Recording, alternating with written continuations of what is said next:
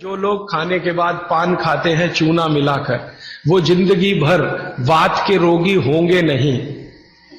माने चूना वो बोलते हैं सबसे बेहतरीन वातनाशक औषधि है। मेथी का दाना तो है ही, चूना उससे थोड़ा 1 डिग्री ऊपर है। मेथी दाने से चूना सबसे अच्छी वातनाशक औषधि है। चूने के बारे में भागवत जी का बहुत रिसर्च है, बहुत रिसर्च है। और वो ये कहते हैं कि ये भगवान की दी हुई प्रचंड मात्रा में अद्भुत ऐसी चीज है जो आपके वात के सब रोगों को दूर करेगी। माने घुटने दुखते हैं, कमर दुखती है, कंधा दुखता है, चूना खाइए। फिर वो कहते हैं कि इतना ही नहीं, शरीर में कैल्शियम जो है ना, कैल्शियम ये एक घटक है, माइक्रो न्यूट्रिएंट इसको कह सकते हैं अंग्रेजी में, सूक्ष्म पोषक तत्व है।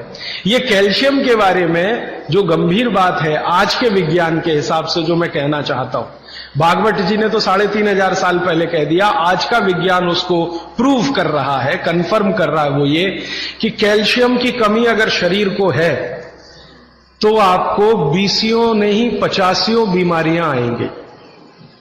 कैल्शियम की कमी अगर है शरीर को तो 50 बीमारियां आएंगी।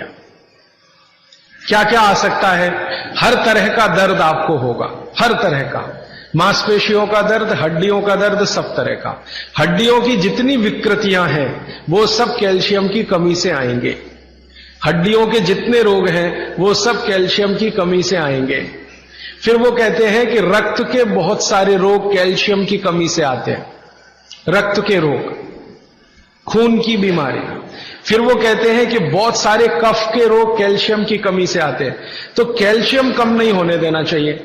जो विज्ञान आज का कहता है, आधुनिक विज्ञान ये कहता है कि कैल्शियम वो माइक्रो न्यूट्रिएंट है, वो सूक्ष्म पोषक तत्व है जिसके शरीर में रहने पर ही दूसरे सूक्ष्म पोषक तत्व उपयोगी होते हैं।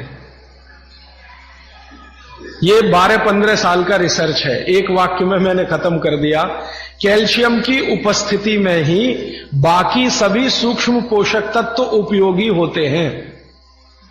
इसका मतलब यह है कि अगर आपको शरीर में विटामिन सी का असर देखना है तो कैल्शियम चाहिए, विटामिन ए का असर देखना है तो कैल्शियम चाहिए, विटामिन बी का असर देखना है तो कैल्शियम चाहिए, अगर विटामिन डी का असर देखना है तो भी कैल्शियम चाहिए, विटामिन के का असर देखना है तो भी कैल्शियम चाहिए, प्रोटीन अच्छे से आपके शरीर को काम में आए तो कैल्शियम चाहिए, कार्बोहाइड्रेट्स ठीक से आपके शरीर को मदद करे तो कैल्शियम चाहिए, फैट्स आपके शरीर में डिसॉल्व होते रहें और जहां जरूरत है वहां लुब्रिकेशन में मदद करते रहें तो कैल्शियम चाहिए। माने समझ लीजिए कि कैल्शियम अगर नहीं है तो शरीर में सब कुछ बीमारियां आने ही वाली है। इसलिए कैल्शियम की उपलब्धता शरीर को होनी ही चाहिए। अब इसके बारे में भागवत जी कहते हैं, आधुनिक विज्ञान ने अभी प्रूव किया, भागवत जी पहले ही कह गए कि हमारे शरीर की 40 वर्ष की उम्र तक, 40 से 45 वर्ष की उम्र तक जो कुछ भी हम खा रहे हैं इसी में से हमको कैल्शियम मिलता रहता है। सबसे ज्यादा कैल्शियम आप जानते हैं दूध में है, दूध। फिर दूध के बाद दही, दही के बाद मट्ठा, मट्ठे के बाद मक्खन, मक्खन के बाद घी, इन सब में भरपूर कैल्शियम है। फिर आपने खाया संतरा, मौसम्मी, नारंगी, अंगूर, द्राक्ष, जो भी खट्टे फल, आम वगैरह वगैरह, सब में कैल्शियम भरपूर मात्रा में है। फिर सबसे ज्यादा कैल्शियम फलों में माना जाता केले में है। केला भरपूर खाना चाहिए क्योंकि कैल्शियम का सबसे बड़ा भंडार है और आसानी से हजम होता है।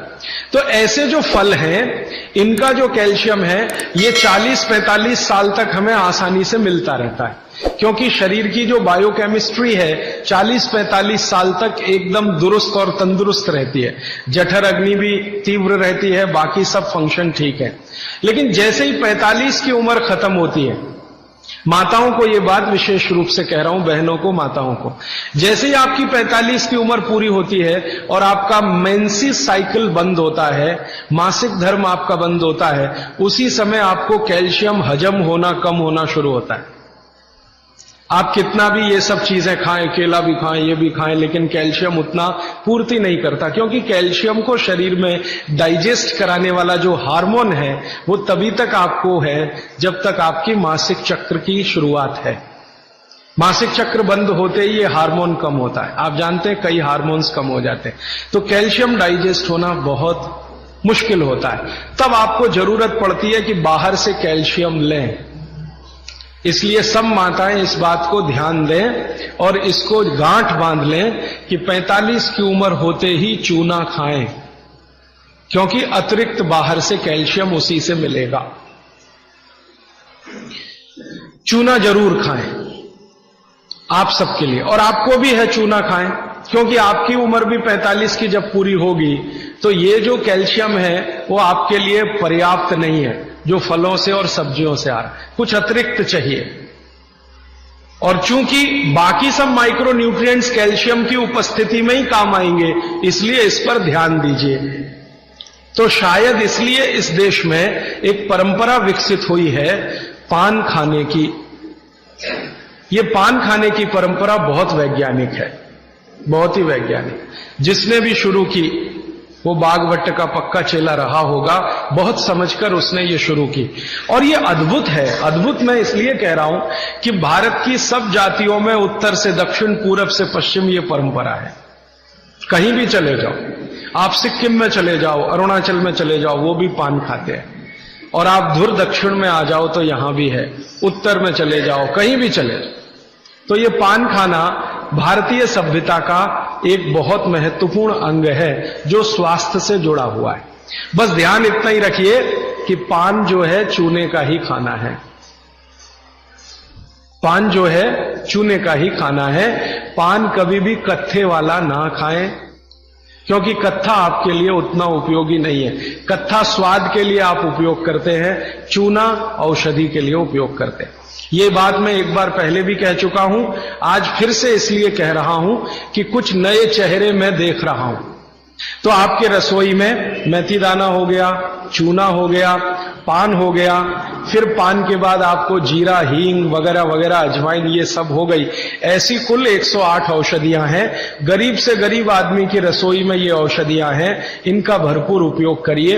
एक औषधि के बारे में बागवट जी कहते हैं और भी महत्व की है, दालचीनी। दालचीनी के बारे में बागवट जी कह रहे हैं कि वायु के जितने भी प्रकोप हैं, जैसे दमा, अस्थमा, ये वायु की बीमारियां, अस्थमा, दमा, वात की बीमारियां वायु की, तो इनको खत्म करने में या समाप्त करने में या इन बीमारियों को ठीक करने में बड़ी मदद करता है दालचीनी। और दालचीनी के बारे में बागवट जी कहते हैं कि ये दमा, अस्थमा, इनको तो खत्म करेगा ही, वात के सब रोगों को खत्म करेगा, कफ के रोगों को भी खत्म करता है। कफ के रोग आप समझते हैं, खांसी है, सर्दी है, जुकाम है, मोटापा है, वजन बढ़ना, ये सब कफ के रोग हैं। तो इनमें भी दमा जैसी बीमारियों जितना असर है दमा पे, उतना ही इस पर भी है, कफ की। तो दालचीनी का भी उपयोग आप कर सकते हैं आपकी बीमारी के हिसाब से। दालचीनी आप सब जानते हैं, आसानी से आपको पहचान में भी आती है। बस उसका उपयोग करते समय ध्यान रखें कि ये ज्यादा उपयोगी है पाउडर के रूप में। कई बार मैंने देखा है भोजन बनाते समय हम दालचीनी का पत्ता डाल देते हैं या उसकी वो जो छाल जैसी है वो वो उतना उपयोग नहीं आता जितना पाउडर करके वो उपयोग में आता है। और दालचीनी के बारे में बागवती जी कहते हैं कि इसको अगर उपयोग कर रहे हैं तो आप गुड़ के साथ इसको खूब घिसिए, रगड़िए, ऐसे ऐसे ऐसे ऐसे खूब अच्छे से गुड़ मिले, फिर खाइए, फिर पीछे से थोड़ा गर्म पानी पीजिए, अद्भुत परिणाम। और अगर आप शहद ले सकते हैं तो शहद के साथ तो इसका मर्दन एक शब्द उन्होंने इस्तेमाल किया, मर्दन माने घिसना, रगड़ना। तो वो कहते हैं कि खूब रगड़ करके, मर्दन करके शहद में ऐसे ऐसे ऐसे ऐसे 5-7 मिनट, फिर चाटिए और थोड़ा हल्का गुनगुना पानी पीजिए, तो आपके शरीर के कम से कम तो 50 रोग ये अकेला दालचीनी खत्म कर देगा, कम से कम 50। कफ के रोग और वात के रोग। तो ऐसी बहुत सारी चीजें अपने रसोई में है। दोस्तों, अगर आपने अभी तक हमारा YouTube चैनल सब्सक्राइब नहीं किया है तो जरूर सब्सक्राइब कर लें। साथ ही बेल के आइकन पे भी क्लिक कर दें, जिससे आने वाले वीडियो की जानकारी आपको सबसे पहले मिल जाएगी।